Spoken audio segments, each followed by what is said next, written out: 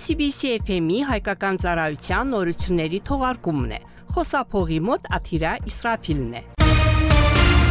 Այսօր Ադրբեջանը Եվրոպայի էներգետիկ անվտանգությունն ապահովող երկրների շարքում է, եւ պատահական չէ, որ Եվրամիությունը Ադրբեջանին անվանում է հուսալի գործընկեր եւ համաեվրոպական գազի մատակարար։ Այս մասին նախագահ Իլհամ Ալիևը հայտարարել է Մինգեչևերում նոյեմբերի 8 էլեկտրակայանի բացման արարողությանը իր ելույթում, նշելով, որ ադրբեջանական գազը ներկայումս խողովակաշարերով արտահանվում է աշխարհի 12 երկրներ, պետության ղեկավարը ասել է. Հենց այս ցուցանիշով մեր գազի մատակարարումների աշխարհագրությամբ է, որ Ադրբեջանն այսօր առաջատար դիրք է գրավում համաշխարհային մասշտաբով։ Շատ երկրներ օգտագործելով ադրբեջանական գազը ապահովում են իրենց էներգետիկ անվտանգությունը։ Իր ելույթում Իլհամ Ալիևը ընդգծել է, որ Ադրբեջանում արդեն 5 տարի է, ինչ խաղաղությունը լիովին ապահովված է։ Սակայն իրականությունն այն է, որ այսօր մեր երկիրը ամբողջ աշխարհում հայտնի է որպես կայունության, զարգացման առաջընթացի տարածք, եւ մենք այս համբավը վաստակել ենք մեր սեփական աշխատանքի,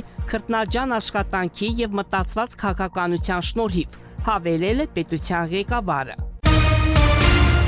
Հունիսի 24-ին Ադրբեջանի Հանրապետության նախագահ Իլհամ Ալիևը Մինգեչևերում ընդունել է Իտալիայի Հանրապետության ընկերությունների եւ Made in Italy ապրանքանիշի նախարար Ադոլֆո Ուրսոյի գլխավորած պատվիրակությանը։ Ադրբեջանի արտաքին գործերի նախարարությունը կտրականապես մերժում է Ստամբուլի հռչակագրի եւ Իսլամական համագործակցության կազմակերպության արտաքին գործերի նախարարների խորհրդի 51-րդ նստաշրջանում ընդունված բանաձևերի վերաբերյալ Հայաստանի արտաքին գործերի նախարարության անհիմն հայտարարությունը։ Այս մասին ասվում է Ադրբեջանի արտգործնախարարության մամուլի քարտուղար Այխան Հաջիզադեի մեկնաբանության մեջ։ Այս փաստաթղթերի բովանդակությունը խեղաթյուրելու եւ պատմական փաստերը կեղծելու Հայաստանի փորձը խաղաղության գործընթացը խաթարելու եւ միջազգային հանրությանը մոլորեցնելու նրա ջանքերի հերթական օրինակ է, ասվում է մեկնաբանության մեջ։ Հաջիզադեն ընդգծել է, որ Հայաստանի կողմից ադրբեջանական տարածքների շուրջ 30-ամյա օկուպացիայի համատեքստում, որի արդյունքում ավելի քան 700,000 ադրբեջանցիներ դարձել են հարկադիր վերաբնակներ, 2023 թվականին հակահաբեկչական միջոցառումների վերաբերյալ Երևանի պնդումները նույնպես անհիմն են։ Մենք կոչ ենք անում Հայաստանին հրաժարվել ռևիզիոնիստական հռետորաբանությունից եւ ճանաչել իր պատմական պատասխանատվությունը, նշել է Հաջիզադեն։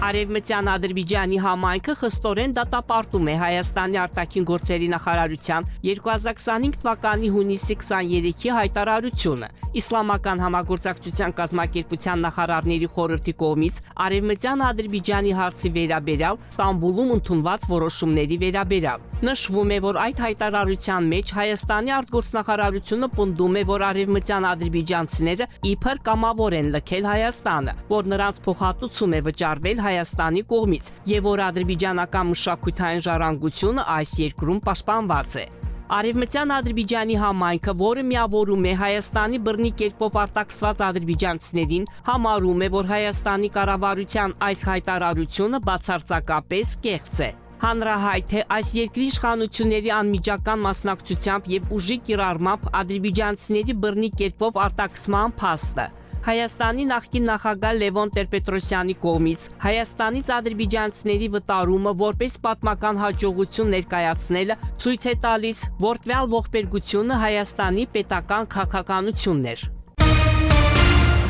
2027-2030 թվականների սոցիալ-տնտեսական զարգացման ռազմավարության եւ մեծ վերադարձի երկրորդ պետական ծրագրի մշակման ու ավարտման համար որոշվել է հատուկ ժամանակացույց։ Այս մասին հայտարարվել է նախարարների կաբինետի նիստում, որը նվիրված էր 2027-2030 թվականների սոցիալ-տնտեսական զարգացման ռազմավարության եւ մեծ վերադարձի երկրորդ պետական ծրագրի մշակմանը։ Նիստում վարչապետ Ալի Ասադովը նշել է, որ ռազմավարությունը եւ պետական ծրագիրը մշակելիս պետք է հաշվի առնվեն առկա ֆինանսական հնարավորությունները եւ նպատակների իրականացման համար նախատեսված միջոցները պետք է հիմնված լինեն իրական, ճշգրիտ եւ չափելի ցուցանիշների վրա։ Բացի այդ, ռազմավարությունը եւ պետական ծրագիրը մշակելիս պետք է հաշվի առնվեն առաջին պետական ծրագրում նախատեսված այլ համապատասխան փաստաթղթերը եւ նախագծերը, որոնք օպտիմալացված են հետագա ժամկետների համար։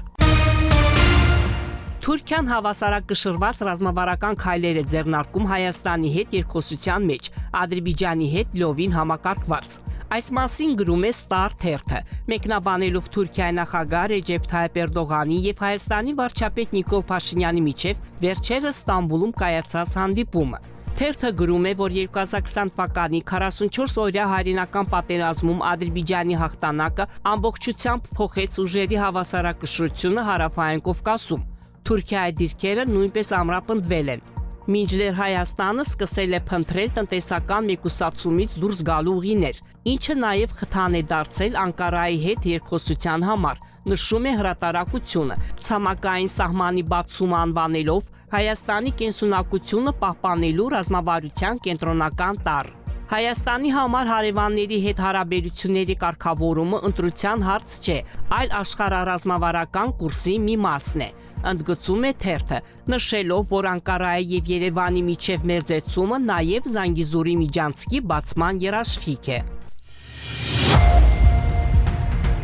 Դուք լսեցիք CBC FM-ի լուրերի թողարկումը, հետևեք մեր լուրերի հաջորդ թողարկումներին։ Իսկ այժմ եղանակի մասին։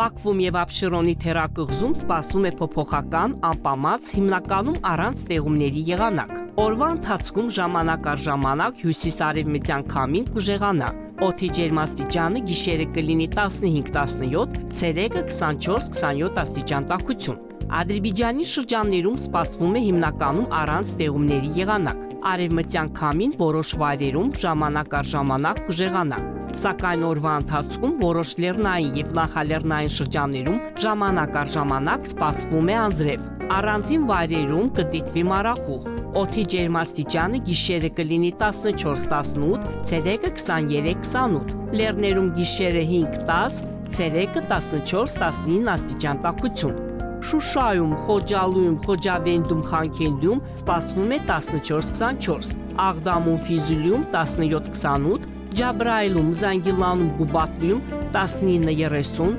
Լաչինում 12-23, Քելբաջարում 7-17 աստիճան տաքություն։ 102.7 FM